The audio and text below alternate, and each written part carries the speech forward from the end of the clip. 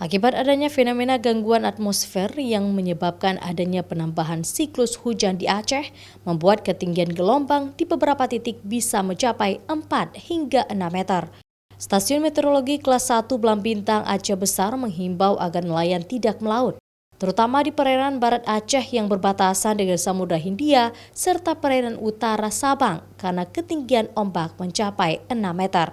Sementara itu untuk aktivitas pelayaran Banda Aceh menuju Sabang serta pelayaran ke Pulau Simelu masih tergolong aman karena ketinggian ombak hanya berkisar 1 hingga 2,5 meter.